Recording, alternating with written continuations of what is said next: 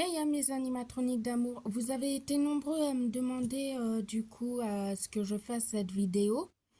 Donc je vais la faire. C'est pas alors je ne la fais pas en animation tout simplement parce que sinon ce serait trop long.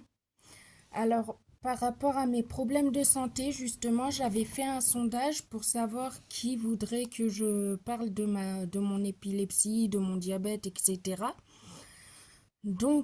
J'aimerais d'abord vous dire que je suis épileptique, diabétique, asthmatique, schizophrène, dépressif et je crois que j'ai tout dit. Pour commencer, on va parler du diabète, la chose la plus grave que j'ai en maladie. Comme vous le voyez sur cette feuille, c'est en rouge. Donc là, par exemple, c'est quand on est en hypoglycémie, donc quand on est en manque de sucre. Et tout en bas, c'est quand on est en hyperglycémie. Donc, si vous atteignez en mode hypoglycémie LO, il faut absolument vous resucrer, sinon vous faites un coma diabétique. Comme dans l'hyperglycémie, sauf que c'est HI. Et si vous êtes aussi en hausse, vous pouvez faire un coma diabétique aussi.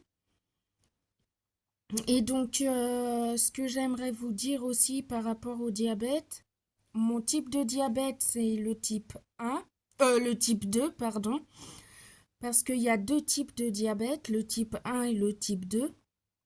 Le type 1, c'est à l'insuline et le type 2 au comprimé. Et heureusement, j'ai eu au comprimé. Donc, c'est le moins dangereux parce que si tu oublies l'insuline, là, t'es dans la merde. De ce que j'ai compris, hein. Ensuite, au niveau du diabète, il y a aussi le problème. Il y avait quoi? Ah oui, si vous mangez trop, vous risquez d'avoir des plaies, ce qui peut vous mener jusqu'à l'amputation d'un membre. Là, j'ai un suivi très protégé pour le diabète, justement. Voilà. Maintenant, on va entamer pour l'épilepsie, la deuxième maladie la plus dangereuse chez moi. Enfin, c'est la troisième plutôt. Mais bon, on va rester sur ça, sur l'épilepsie. Alors, il existe plusieurs types de crises. Les généralisées, donc quand on tremble de partout. Les absences. Quand par exemple on a une rupture de contact avec tout le monde et qu'après on revient à soi, les chutes et les courbatures, ce qui nous fait tomber au sol. Et il y avait autre chose, les KNEP, qui s'appellent les crises non épileptiques, mais qui ressemblent très clairement aux crises d'épilepsie. Eh bien, j'en ai trois. Je fais des KNEP. En fait, quand je fais des knep, je suis consciente. Je fais des généralisées, la plus creepy. Et pour finir, je fais les absences. Donc c'est assez varié chez moi. Donc du coup, le 3 juin, j'ai un rendez-vous avec en EEG 24 heures. EEG, c'est électroencéphalogramme pendant 24 heures, c'est-à-dire que je dors à l'hôpital. Je suis dans un hôpital, mais je dors dans un service qui va être très surveillé. Voilà. Donc maintenant, on va entamer la schizophrénie. Donc la schizophrénie, le problème avec ça, c'est qu'il y a plusieurs types de schizophrénie. Moi, je fais partie des personnes qui entendent des voix, sauf que mes voix à moi, elles me disent de me faire du mal pour rejoindre mes grands-parents. Donc par exemple, ils me disent suicide-toi, mutile-toi. Je vous déconseille de faire ça. C'est très gore et après vous le regrettez. Donc, je vous déconseille de faire ça parce que vous avez toute la vie devant vous. Moi, maintenant, je suis très surveillée sur ça aussi. Je crois que c'est tout pour la schizophrénie.